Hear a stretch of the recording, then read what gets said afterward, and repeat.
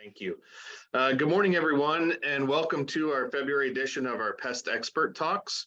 We appreciate all of you being here and coming in ready to learn from Dr. Coby Shaw, although that'll be the last time we call him doctor today. He's requested that. So Coby Shaw works with North Carolina State University as a distinguished professor of structural pest management, has a BS in biology from the State of University New York at Albany, and a PhD in entomology from University of Kansas at Lawrence.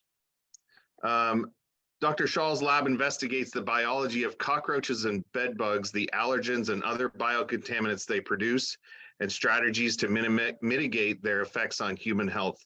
He's particularly interested in developing practical IPM solutions for the indoor environment. So you can see how he's very relevant in our industry. You may have seen Dr. Schal in some interviews in PCT magazine, and we definitely appreciate him jumping on here with us this morning. With that, I'll turn it over to Dr. Schal. Great, thanks a lot, Dale. I really appreciate it. And thank you all for joining this webinar. Today's topic is cockroaches and how we can effectively control cockroaches with baits. But there are two components to today's webinar. One is to highlight the importance of cockroaches in human health, public health. And the other, because they're so important in public health, how do we control cockroaches effectively?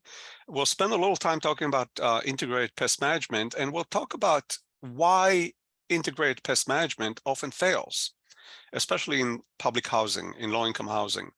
And we'll spend most of a good amount of our time talking about baits and the fact that their baits can be highly effective, but there are some challenges with baits, namely insecticide resistance and aversion to some bait ingredients. I want to highlight the outline of the talk is here on the left. So we'll start with public health, talk about IPM, baits, and conclusions. My email is right here, and I'll be happy to respond to any emails any questions that come up later. My website is highlighted here, and there are tons of publications on our website, some 300 plus publications that you're welcome to. All of them are open access, open access. You can download them and look through them. I also want to highlight on this first slide some of the funding that we have received. I'll highlight that at the end as well, but mainly from HUD, Housing and Urban Development, the National Institute of Environmental Health and Sciences, which is my neighbor here is in North Carolina, and the Environmental Protection Agency. So let's get going. So the first question to all of you is, what are the two major reasons why cockroaches are important in human public health? And of course, this is not interactive because it's a webinar. So the answer is very simple. Number one is cockroaches are involved in pathogen, disease, and antibiotic resistance transmission. And I'll show you some evidence of that. And perhaps more importantly, cockroaches produce really nasty allergens that affect humans. And these allergens cause respiratory disease, especially asthma. And again, especially in low-income, inner-city type environments. So let's go through those one by one. First, we'll concentrate on pathogen transmission. The important term here that I'll introduce is microbiome or microbiota. You probably have heard all this terminology in the context of human health. There's a lot of interest in the human microbiome. What kind of bacteria and fungi and viruses occur in our gut, and some of those are beneficial and some of those are pathogenic. Well, the cockroach gut, here's a dissected cockroach gut, and that contains, especially the hindgut, this region contains a huge amount of bacteria. And those bacteria come out in the feces, which is highlighted here, these little fecal droppings. And in a project that we did, this is back in 2018, we published a paper that compares the microbes, the bacteria associated with the cockroach gut and those with cockroach feces.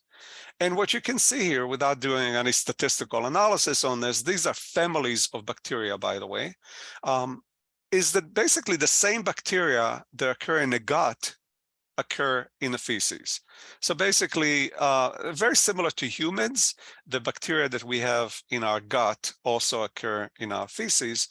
And what that tells us is that cockroaches, German cockroaches, that tend to occur in both the bathroom and in the kitchen, those cockroaches can very readily, in their gut, vector pathogenic bacteria from the bathroom, where we deposit potentially pathogenic bacteria. So cockroaches can take those pathogens from the bathroom, from the toilet, and vector them or deliver them to our kitchen and contaminate our foods, etc. There are lots of reports of all sorts of bacterial pathogens that have been isolated from cockroaches, going back to the 1940s, 1950s. And some of them are really nasty pathogens that cause, bubonic plague and dysentery, all sorts of diarrheal diseases, typhoid fever, leprosy, you name it. There are a bunch of fungi that are involved as well. And those have been summarized in a couple of books, the Handbook of Pest Control, the Malice Handbook, 2011. I wrote a chapter on cockroaches, and there's a long list of pathogens in that chapter. By the way, in 2023, this year, there's an update of this book. Some of you might be interested in that. But just a couple of years ago, there was a book about German cockroaches. And again, chapter number 2 is a chapter that I authored on the public health and veterinary importance of cockroaches. This is relevant to many of you, just to know why you're controlling cockroaches, but also to communicate this information to your clients. Clients often don't know the importance of cockroaches. They think of cockroaches as just a pain in the ass, just nuisance. But in fact, the public health of cockroaches is really quite important. There are lots of bacteria in this chapter, this recent chapter. There are lots of bacteria that I summarize as being isolated from cockroaches and being important in public health. However, it's really important to note that there's really poor documentation of pathogens and disease transmission by cockroaches.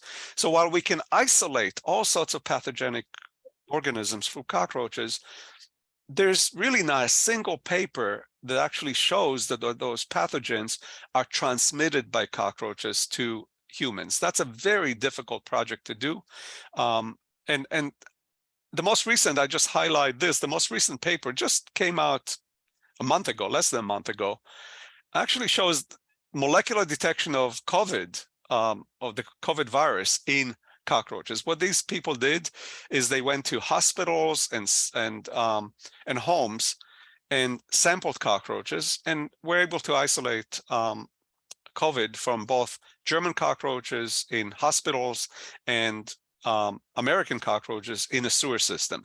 This is something that you can do in this group. Actually is they're listed here as being from Slovakia or Slovenia, but in fact, all of the sampling was done in Iran, and they have a lot of cockroaches in their hospital, something we don't see in the United States much.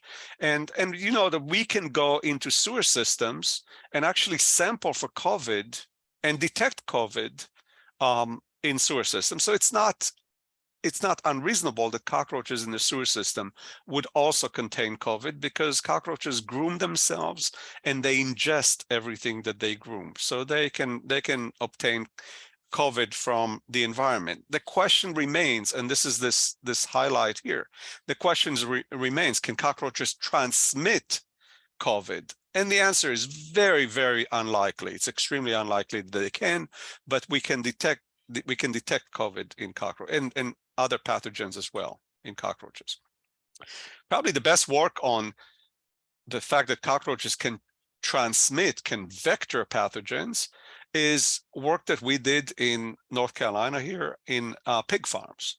So North Carolina has about 10 million people, but we have about 12 million pigs here in North Carolina. It's a huge industry. It's greater than, actually, I think now it's closer to $6 billion annually.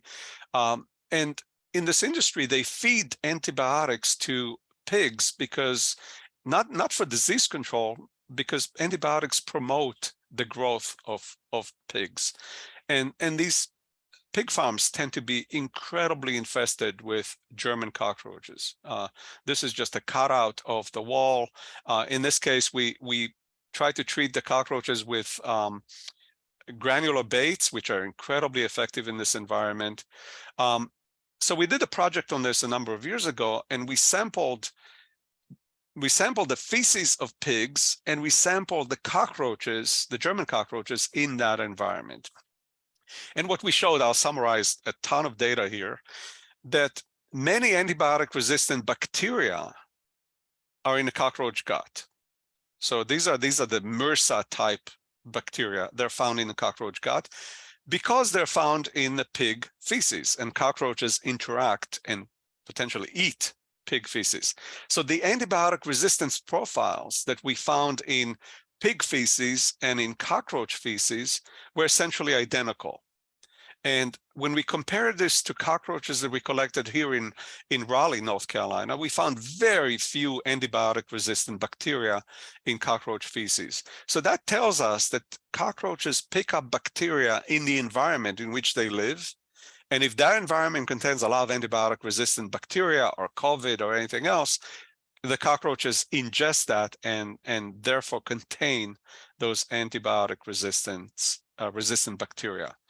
And that shows us that cockroaches, again, are potential vectors of pathogenic and antibiotic-resistant bacteria. The biggest issue that we have with cockroaches is the fact that they produce allergens, and they can sensitize people and can cause asthma. And the basic pathway is that cockroaches produce a number of different allergenic proteins, allergens, that can trigger allergic responses and asthma that require very serious medical interventions, which are very expensive. So just to give you some statistics here, about 24.6 million Americans have asthma. That includes more than 7 million children. The annual costs to the US economy is $82 billion, with huge effects on people beyond asthmatic responses in terms of reduced quality of life, such as sleeplessness, for example, and very high morbidity, about 1.75 million emergency room visits per year. So, and cockroaches play a very significant role in all of this. The danger of cockroach allergens is, when we did some basic research on this and some very simple math, a single female cockroach can deposit 156 micrograms of a single allergen per day. Don't worry about these numbers. I just want to, the math here will be very simple. So 156 micrograms of allergen. We know from medical research that the human sensitization threshold to cockroach allergen is 0.28 micrograms. So compare this number to this huge number, and that tells us that a single female cockroach can deposit in a single day 500 times more than the human sensitization threshold. So that tells us that if you leave any account uncontrolled, if you reduce the cockroach population, but you have not eliminated the cockroach population, a single female that remains behind is depositing a huge amount of allergen that can cause human morbidity and of course, asthma. So the take-home message is we really need to eradicate cockroach populations rather than reduce them, or rather than manage them or control them. Okay, and more on that as we get into baits. Some of our recent findings, this is work that we have not even published yet, we have modified this pathway from cockroaches producing allergens to being responsible for allergies and asthma. What we have found recently is that the bacteria and fungi in the cockroach gut, in the cockroach digestive system, are also producing very important, what we call biocontaminants. They produce endotoxins and glucans that also cause allergies and asthma. So the role of cockroaches in the human environment, especially in the residential environment, has become very important because of this, especially endotoxins. And I want to show you just a little bit of information about this. Remember, I showed you the microbiome of the cockroach gut and the feces, and I want to highlight that a lot of these bacteria that I labeled as G minus. G minus stands for gram-negative bacteria. A lot of these bacteria in the cockroach gut and the cockroach feces are gram-negative bacteria that produce these metabolites, these chemicals called endotoxins. And endotoxins have been known for many, many years to affect human health, especially through respiratory tract inflammation. And our evidence is that the cockroach gut has a large community of gram-negative bacteria.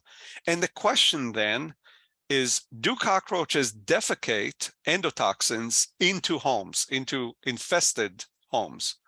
And here's the evidence that in fact they do. So when we go into infested homes versus uninfested homes, so green is infested homes, brown here is uninfested homes, we found that in infested homes, in the kitchen, we find a lot more endotoxin than in uninfested homes. In a bedroom, same thing. So infested homes contain a lot more cockroaches and a lot more endotoxins than in uninfested homes. Some of you might ask, well, how come there's endotoxins in uninfested kitchens and bedrooms? Endotoxin comes from all sorts of other sources. Our pets, in fact, we have lots of bacteria on our skin, and as these bacteria get shed off our skin, they contain some endotoxin as well. But the cockroaches contribute a huge amount of endotoxin to the human environment. We did a very simple study here in a bunch of homes, infested homes, to see whether intervention with baits, which is an important subject of our meeting today, interventions with baits can reduce cockroaches and endotoxins. So here's a very simple study. We took homes, they're infested with cockroaches, and we divided them into control homes where we did nothing, and intervention homes where we controlled the cockroach population with baits. And you can see here that in the control homes, there was no change in the number of cockroaches. Those are the blue bars. There's really no change in the cockroach population. But in the intervention homes, those that we treated with baits, we have a huge reduction from 50 plus cockroaches trapped per day to almost nil, just 1 or 2 cockroaches trapped per day. So a very large reduction in the cockroach population using baits. But what blew us away here is that when we measured endotoxins, here is at baseline, both the control and the intervention homes at baseline before we did anything had the same amount of endotoxin. But 6 months later, when we treated these homes with baits, we find that we not only did we control the cockroaches, but we also dramatically reduced the amount of endotoxin in the homes. So from a public health perspective, this tells us that when we control cockroaches, we also reduce the amount of endotoxin in the home. And I'll show you in a bit that when we eliminate cockroaches, we also dramatically reduce the amount of allergen in the homes. So let's summarize the public health importance of cockroaches. We talked about the fact that cockroaches carry and disseminate pathogenic microbes, including antibiotic-resistant bacteria. So here's bacteria and fungi. These are pathogens and antibiotic-resistant microbes. Cockroaches produce potent allergens that trigger asthma, especially in sensitized inner-city, low-income children. So here are the allergens and allergies and asthma produced as a result. And very importantly, our most recent findings is that cockroaches produce potent endotoxins and other microbial toxins like glucans, for example, that increase the allergic and asthmatic responses of sensitized children. Okay, so that's the recap. what's interesting, just this morning, I was looking at our local paper, and I guess it's every Wednesday, they have sanitation scores for restaurants. And here is today's headline: excessive amounts of roaches in Triangle restaurants sanitation scores. And given everything that I've told you about today, what is an excessive amount of roaches? I would argue that there is no such thing as an acceptable amount of roaches.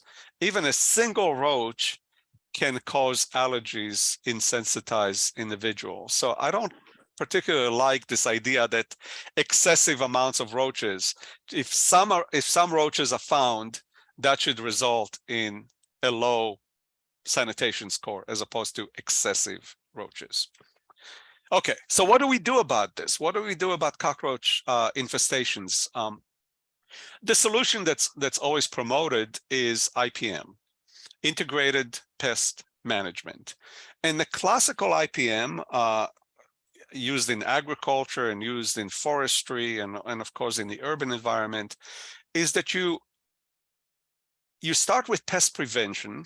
You limit resources for the pest. You improve sanitation so cockroaches don't have a whole lot of alternative food to eat. You caulk to eliminate movement of cockroaches between apartments. You do all sorts of sanitation and physical and mechanical control.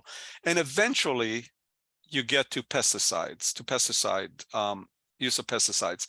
In this type of environment, low income, very poor sanitation, the idea is that you clean this place up before you do any type of extensive pest control. But there's a problem with this type of vision of IPM. The problem is that generally people think of it as proceeding from the bottom of the pyramid and making your way up. And the problem with that is that you expect other people, like the resident or other people, to do all sorts of interventions down here before the pest management professional can do their work up here using pesticides mainly. The other problem with that is that the cost of doing all of this down here is excessive. It's very expensive to do professional cleaning and sanitation and all of that, and it's relatively inexpensive to do pest control. So the problem is that low-income housing, especially HUD-supported housing, spend a lot of money down here, and by the time they come up here, up to the pest control, they have very little money left, and they expect you to be able to do it at $5 per apartment or something like that, which is insanely unrealistic. So the problem with this IPM strategy, this very complex IPM, is that it's expensive. It's time consuming. It's invasive because you expect the resident to do all sorts of stuff. And it requires resident participation. And often this type of approach has been shown to be ineffective. And I'll show you one example of that. So here's probably the best studied intervention in homes. This is actually work that was done quite a few years ago, back in, I don't have the year here, it was done in 2004 by a bunch of medical scientists.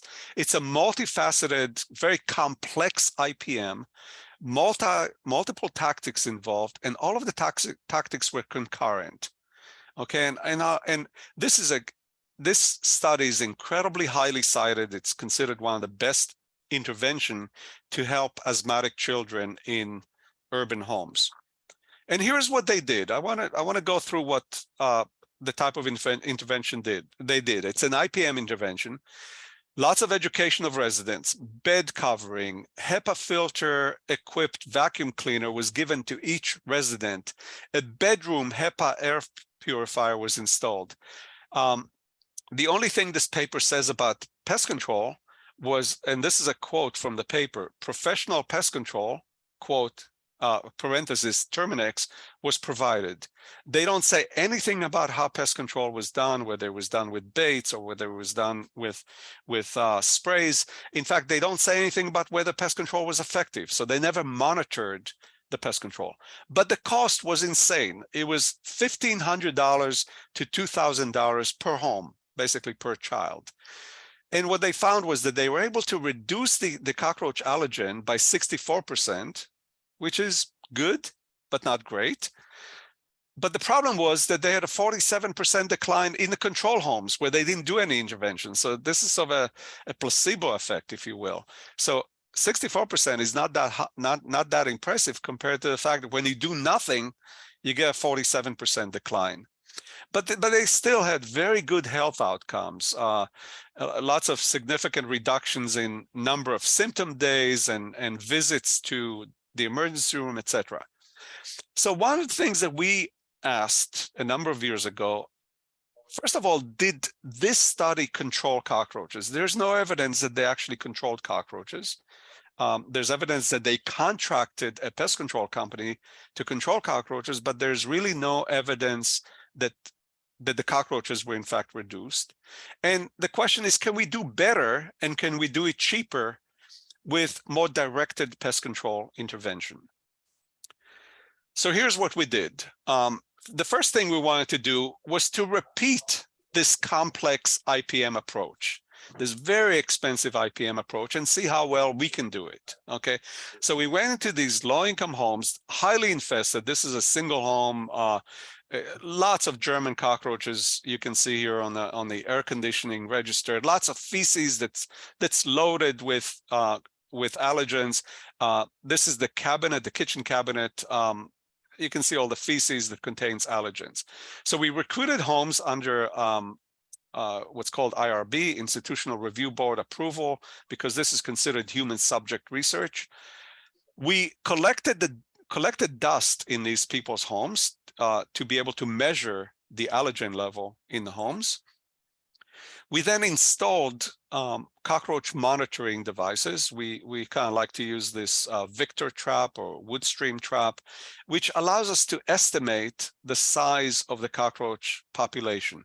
So if we do a bait intervention, for example, and we see a reduction in the number of cockroaches on these traps, we have evidence that we're doing something good, something useful. Okay, we then do the intervention, and in this case it's the complex IPM intervention, just like I showed you in the previous slide, very expensive, and also using baits. So we didn't use any spray, we used only baits in terms of pesticides, but we did all sorts of other IPM approaches. I'll show you what those are in a second.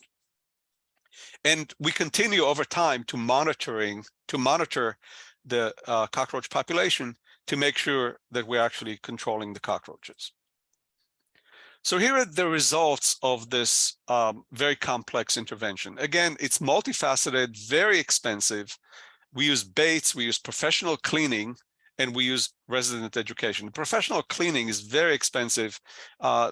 In total, it's about $1,500 per home that we visited, and the reason why we were able to do it, because this study was funded by the NIEHS, the National Institute of Environmental Health Sciences, all of whom were sort of co-authors on this paper that we published.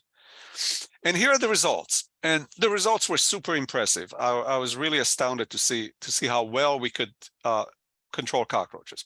So here are control homes, and by the way, I'm only showing the baseline month 0, in other words, and 6 months later, just to make it simple, because we don't have a whole lot of time.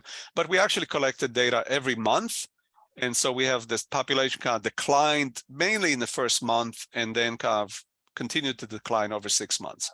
But basically, in the control homes where we did nothing, you can see that the cockroaches pretty much remain the same. But in these intervention homes, very heavily infested infested homes, very large declines in a cockroach population. So we have a 97% reduction in cockroaches in the treated homes. And in 8 out of these 14 homes, we completely eliminated the cockroaches using this very complex IPM. What's really important, oh, by the way, this graph shows the average, and this graph shows every single one of these apartments. And there's always this rogue rogue apartment where we just could not control the cockroaches in 6 months. And we collected these cockroaches, brought them back into the lab and looked at them. And some of them were glucose averse, and I'll talk about that in a second, in a few minutes. So there are some issues with controlling cockroaches in all apartments with baits. There are some resistance problems. So, but the question is, what happens to allergens, allergen reduction? So here's the control homes, and the allergens again did not change in these control homes over 6 months, but we're kind of again blown away by the fact that in the interventional homes, in homes where we applied this complex IPM, we reduced the allergen level by 96%, which is incredible. So here again, all these homes, and we reduced the allergens by 96%. So let me go take you back to, I want to take you back to this very complex IPM that they did here, and they reduced the cockroach allergen by 64%. So I want to highlight the fact that, and in their case, allergens in the control homes also declined by 40-somewhat%. Here, allergens, if anything, they increase, but we reduce the allergens dramatically by 96%. We were pretty much convinced that in this intervention, even though there's resident education, which costs very little money, pest control with baits that cost very little money, and professional cleaning and giving residents a new vacuum cleaner, which is very expensive, we were pretty much convinced that this was not so effective because the residents tended to not even use the vacuum cleaner. So we were pretty convinced that the main thing that did most of the work here is the baits, the pest control interventions. So the question is, if we go from doing nothing and leaving the cockroaches as they are to doing this very complex and expensive IPM, if we go along this continuum here, can we reduce the effort, reduce the cost, reduce the resident involvement, yet increase the efficacy? So we wanted to design what we call a practical IPM solution to especially reduce this cost tremendously, knowing that baits can be very effective. So we came up with a new strategy, and the new strategy is something that I like to call upside down practical IPM. And the upside down aspect of it is simply to take the IPM concept and turn it on its head to basically instead of having pest prevention and ultimately leading to pest management, I want to do pest elimination first and then have environmental remediation, cleaning and all that stuff. So what I want to do is to start with a pest management professional, have the pest management professional at a very low cost eliminate the cockroaches or dramatically reduce them, and then come up with all these expensive interventions where cleaners come in or the resident is expected to to clean the apartment. So we're going to a very inexpensive approach, much less time consuming, does not require resident participation. We think that we can do this without resident involvement. And the question is it as effective as expensive IPM? So I showed you the expensive IPM before, and now the question is, if we turn the whole thing upside down, can we still get as effective results as we did before? So here's what we did. This is a proof of concept study. We dropped everything that we did before except the baits. And the question is, can baits effectively compete with household foods? So here are some of these apartments that we go into. These are low-income apartments. Can baits effectively compete with household foods? Can baits alone eliminate cockroaches? And can baits alone improve health outcomes? In other words, can baits alone reduce allergens and have a measurable effect on the health of children? Okay, so we've repeated essentially the same type of intervention that we did before, except now we're using this upside down IPM approach. And here are the results of this type of study. Again, I'm only showing going from 0 to 6 months, but we have data for every month for 6 months. The control homes where we did nothing remained the same. By the way, these are very, very infested apartments, 350 cockroaches trapped per kitchen per night in these Victor traps. So incredibly infested homes. With using baits only, see this massive reduction in cockroaches, again, greater than 97% reduction in 6 months. In many of these apartments, we have, in 9 of these apartments, 9 out of 16 apartments, we have eradication of the cockroach population. In other words, we drove them down to 0, and for a couple of months, we didn't see any cockroaches come back to these apartments. So again, with bait deployment only, monitoring based, using traps and visual counts, using baits only, we're able to drive the populations in apartments down. And here are the control apartments. In each apartment, the cockroach population remains essentially the same. Here is a crazy apartment where the cockroach population declined quite significantly.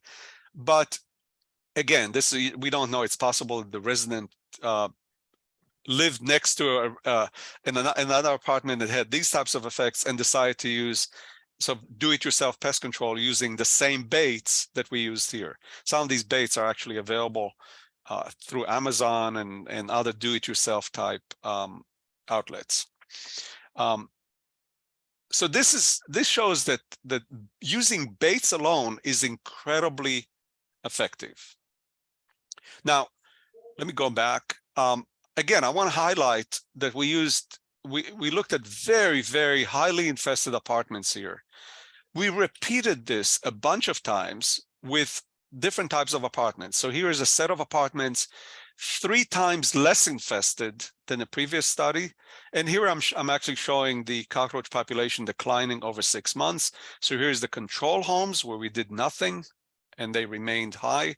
And here are the intervention homes where we use baits alone and the cockroach population declines to very low levels.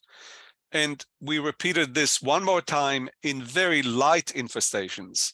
So here are apartments with only, about 17 cockroaches trapped per apartment per night, something that in our line of work is considered a light infestation. And within 1 month, you don't have to wait 6 months in those types of infestations. Using baits only, we can drive that cockroach populations to very, very low levels, and in many apartments, eliminating the cockroaches. So the kicker here, the most important part of this, is that we repeated all this work in New Orleans, Louisiana. A very good friend of mine, Felicia Rubiro, is an epidemiologist who has access to asthmatic children. And she's able to measure the asthmatic children's response to cockroach allergens before the study started and after the study was concluded. So we did the same type of intervention using baits alone in New Orleans. And I won't show you the data here, but I'll summarize it very quickly. So this is the upside down practical IPM. In the intervention homes where we use baits, we had significantly fewer cockroaches than in control homes, so we controlled the cockroaches. The children in these homes had significantly fewer asthma symptoms and fewer visits to the emergency room than in the control homes. And most importantly, so this saves money, of course, but most importantly, children in homes that we treated with baits had better pulmonary function, better lung function than children in the control homes. So by eliminating cockroaches or by reducing cockroaches in their homes, we dramatically improved the health of these children. This is very, very important. It's the first time that anyone has shown that by eliminating cockroaches, you can improve the health of asthmatic children. So let's get to the nitty-gritty here. The question is, why do baits work so well? In one study after another, we show that baits are highly effective. And there are a couple of reasons. One is because baits target all life stages of the cockroach. And in contrast to mosquitoes, remember mosquitoes, for example, the adult female feeds on blood, the adult male feeds on flowers, nectar. The larvae feed on bacteria in standing water. Unlike mosquitoes, all stages of the cockroach, starting with the first instar nymph that you see here emerging from the egg case, the first instar nymph, in order to molt to the second instar nymph, must feed in order to grow and molt. And baits interfere with every single stage of the life cycle of the German cockroach. And all stages of the German cockroach have what we call mandibulate, chewing mouth parts, and therefore they all can feed on the same bait. So that's a very important consideration, that baits will take out all life stages of the German cockroach. Because the egg case is always attached to the female, if we take out the female, we'll also take out the egg case in the case of the German cockroach. The second important consideration about baits is their bioavailability. When you spray an apartment, or when a resident uses a bug bomb or something like that, you put out a lot of insecticide into the home, expecting the cockroach to contact the insecticide. The amount of insecticide that the cockroach picks up from the environment is tiny, tiny, tiny compared to the amount of insecticide in the environment. Whereas with baits, when you put a bait out, the cockroach picks up a huge amount of that bait and ingests it. And if we do some very simple math, taking two types of baits, let's say Max Force FC that contains fipronil and Advion that contains indoxacarb, when a cockroach ingests those two baits, it actually gets 550, anywhere from 250 to 550-fold the amount of insecticide needed to kill that cockroach. So we have a huge margin of error here with baits, not error, but basically, if a cockroach encounters our bait and it's not resistant to the bait, it's got a very, very small chance of survival, because the bait contains so much more insecticide than needed to kill that cockroach. So baits are highly effective, highly efficacious, because they're really simple, easy to apply. Here's the very same infestation that I showed you before, and here are the tiny dabs of bait that we applied. And you can see that in real time, as we were applying the baits, cockroaches were coming to the bait, ingesting that bait. And in this very apartment that had literally thousands of cockroaches, we're able to close to eliminate this infestation. And had we continued beyond 6 months, we definitely would have eliminated that infestation. So the fact that no fancy equipment is needed, putting baits close to the aggregations is really important.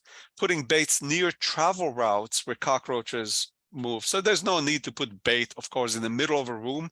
Cockroaches rarely go to the middle of the room. They follow structural edges, the legs of tables, electrical conduits. That's where you want to put the bait. Small dabs are really important, not streaks and not caulking. It's really important that we put the bait, as you see in this video, we put the bait as close as possible to where the cockroaches are. I like to say that cockroaches are really lazy. They don't like to travel far.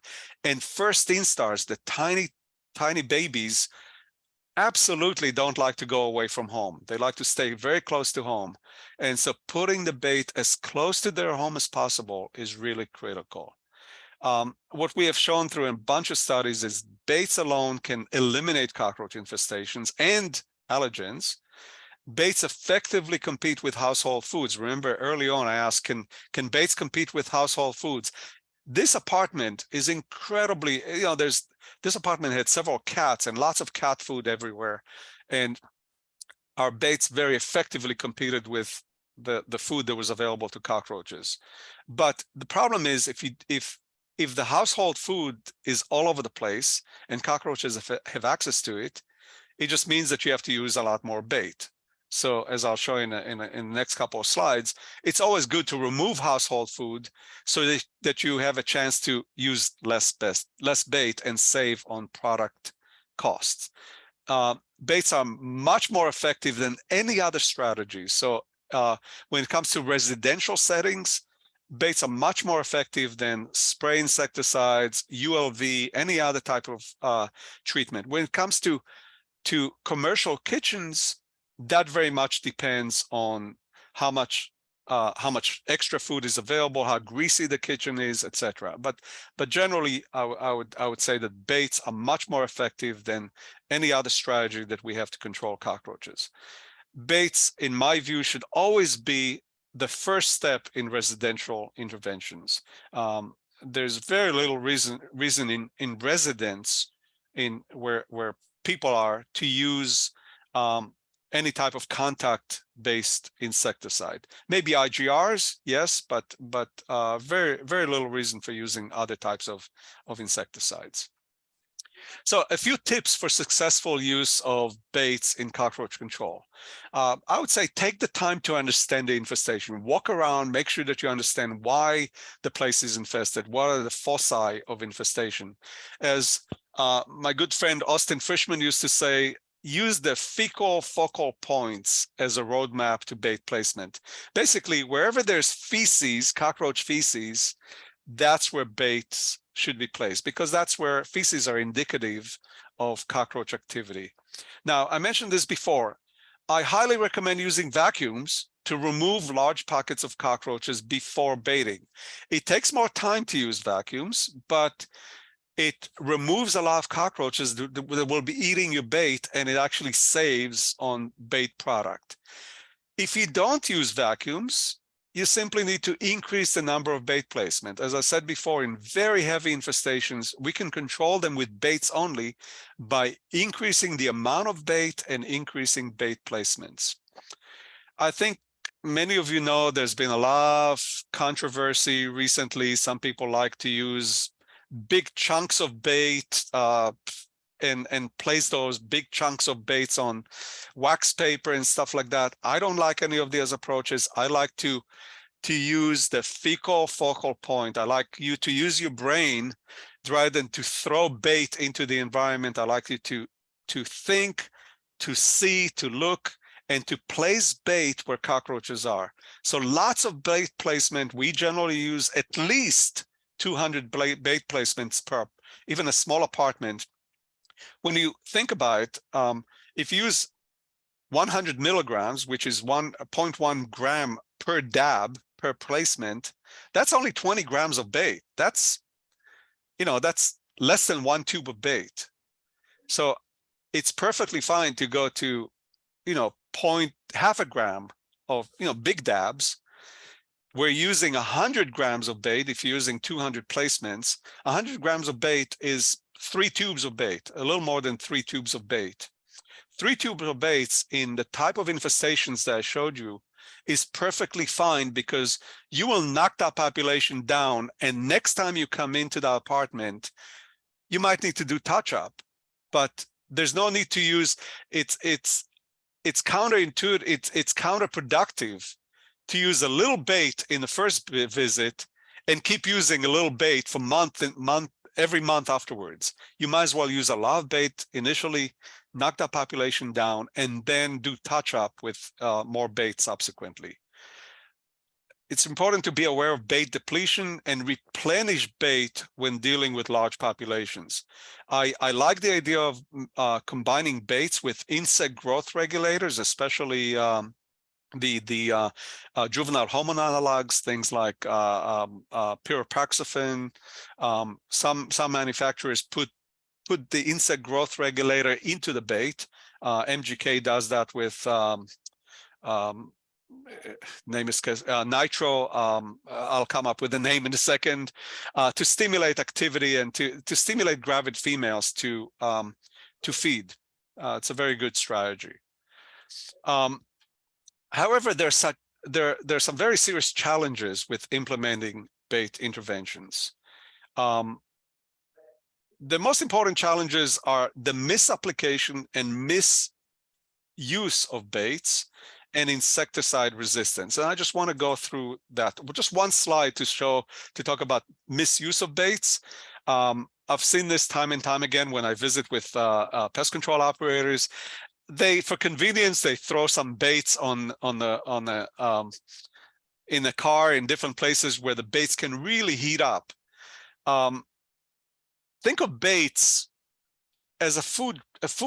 You know, it's as if you put potato chips in a hot place in a car and come back a few weeks later, say a couple weeks later, and eat those potato chips, they're going to be rancid. The same with cockroach bait. Cockroach bait contains oils, and these oils at high temperature and exposure to UV will become rancid and will become unpalatable to cockroaches. So it's really important to treat the baits as you treat your food. It's actually food for cockroaches. It needs to be treated well.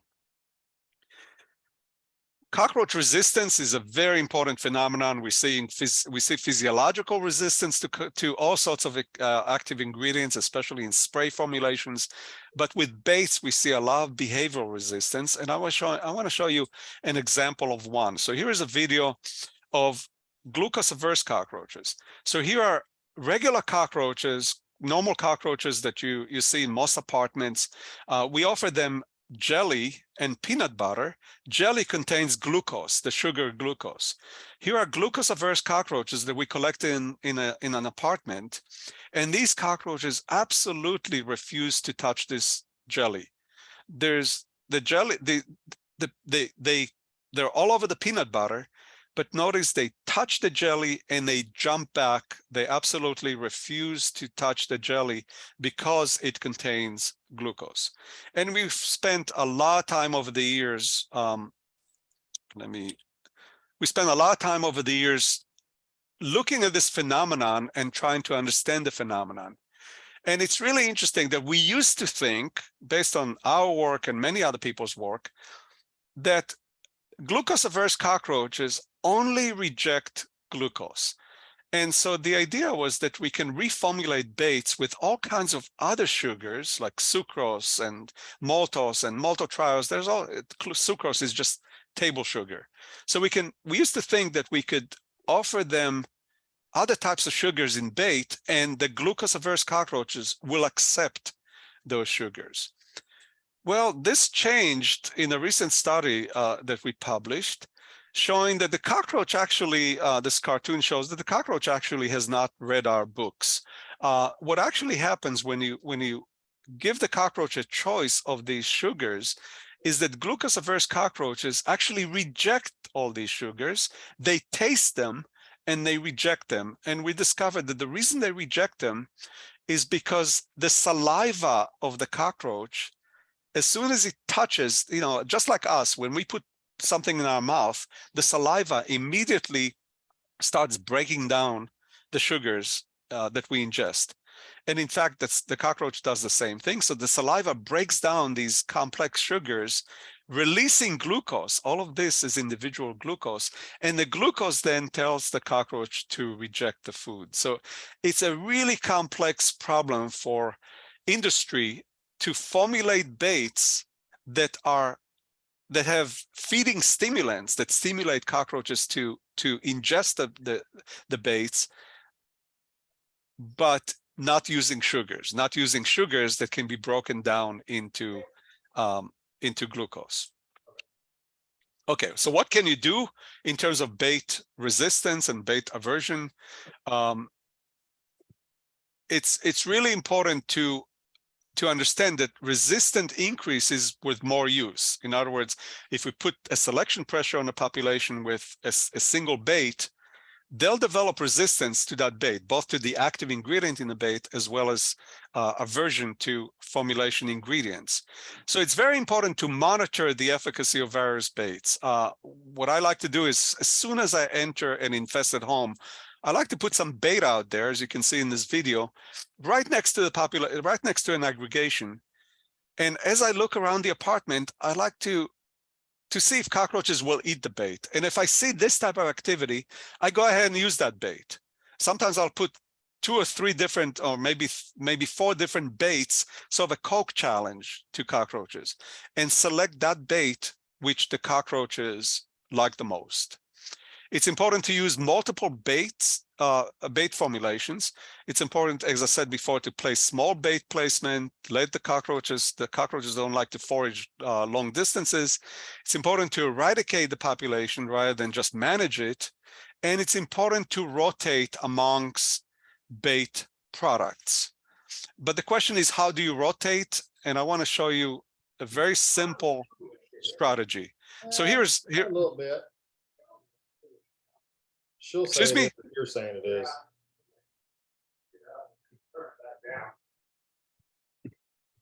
Sorry, I missed. I'm almost done here. Go ahead. Okay, so here's a very simple strategy. You have all these baits, and the challenge is that you need to know the modes of action of all these baits. Here are the active ingredients in all these baits. How do you decide? So for example, if you decide to rotate from this product, UpToGuard, to Vendetta, they actually contain the same active ingredient. So not the same active ingredient, but the same class of active ingredients. If these products, Vendetta Nitro and Max Force Impact, they both contain actually the same active ingredient, the same class of compounds. So how do you decide what to rotate from, to what to rotate to when you're rotating bait products? And here's the answer. It's actually quite simple. It looks complex. There's an app. There's an app online that you can download. It's called the IRAC. It's developed by the Insecticide Resistance Action Committee. And the app includes this very nice map of all the insecticides, and it's all color-coded. And so, for example, if you have a product, let's say you've been using Demand CS that contains cyhalothrin, a pyrethroid, it will tell you that that insecticide is in this class of compound, group number 3. If you want to rotate to another product, and let's say you take these 2 different products to rotate to, what about permethrin? Well, you look up permethrin, and you realize, well, it's the same class of compounds. You should not rotate from one class, from two insecticides in the same class of mode of action. What about this one, Phantom? Well, Phantom is a different mode of action, so it's perfectly fine to rotate from Demand to Phantom, or from Phantom to Demand. And in fact, manufacturers say that on their label. So here's the Demand CS label. It tells you that insecticide is a group 3 insecticide, and that you should rotating to a different mode of action is what's recommended. So pay attention to the label, download this app, it's incredibly effective.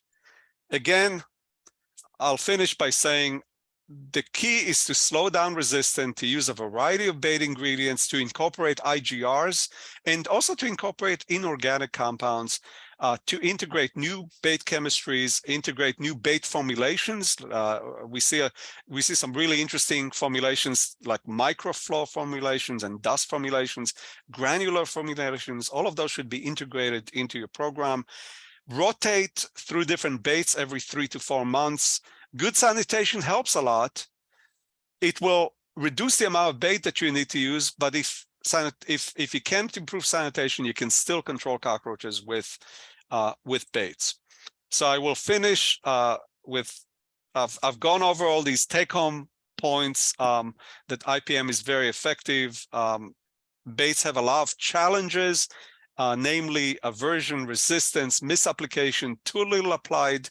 I think too little applied is a very serious problem in the industry, and we need to overcome that. So I will finish by thanking all of you for your attention.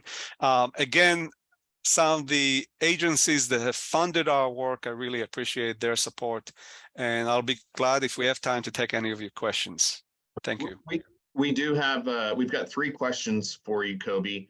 Yes. And the first one came in when we were discussing being in the heavily infested apartments. And Kevin asked, how long was spent treating / baiting each apartment? Do we know how many hours it took, or treatments per week, and over how many months did that take? Great, excellent question. Yes, so that gets to sort of the economic aspects of this project. Keep in mind that we're doing all of these projects in the context of us doing it. It's a proof of concept. We're not doing it as commercial pest control operators.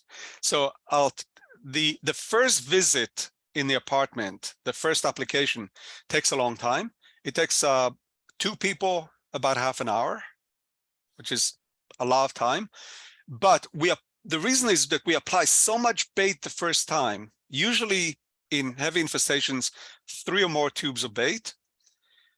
The second time we visit, whether it's a month or 3 months later, we just do touch up. It may take 5 to 10 minutes. In the context of doing research, we spend more time in there because we want to see what's happening. But in the context of transferring to the commercial sector, you would be in and out in 5 minutes in subsequent visits. And when the cockroach population gets close to 0, you just come in, make sure that it's remaining low, that the cockroach population is not rebounding, and you're out there in less than 5 minutes. Great. Another one, when we were talking about coming in and doing the baiting only, was there any sort of a clean out that was performed before baiting, like a pest control clean out before the baiting started, or was it strictly baiting?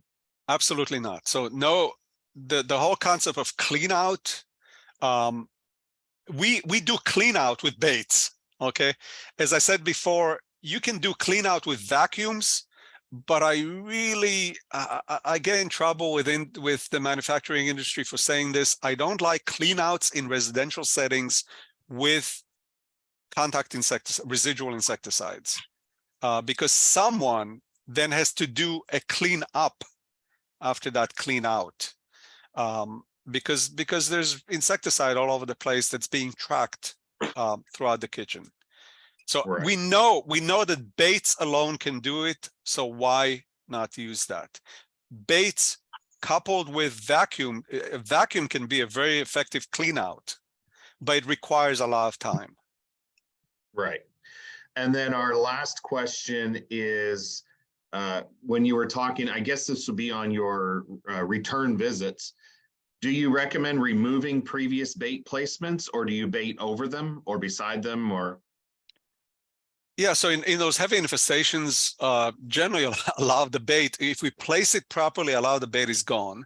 But bait remaining, we place the bait away from, you cannot see the bait. You'd have to open cabinet, you'd have to use mirrors to look in the back of, the back of panels. We place the bait in such a way, it takes a lot of being on your knees actually, and being inside cabinets, and in some cases we actually move refrigerators out of the way to be able to get to places. So we don't remove bait unless it's totally uneaten, and unless we misplace it, we place it in a place where the roaches are not interested in it, they're not getting to it, and the bait has dried up. In that case, we remove it. But as long as there's evidence the cockroaches are eating it, we don't remove it. We'll put another dab of bait next to it. Certainly, if roaches are eating a bait, we put another dab of bait right next to it, because we know that's a favorite place for cockroaches. Okay, well, that's great. That was all the questions we have. We really appreciate you getting on with us this morning and getting us around, some of this information regarding baiting. We in our industry, we learn a lot about it, but it's definitely nice to see the scientific reason for some of the bait formulations and that sort of thing. So thank you very much, Dr. Schal, and everyone have a great day. Thank you, Dale.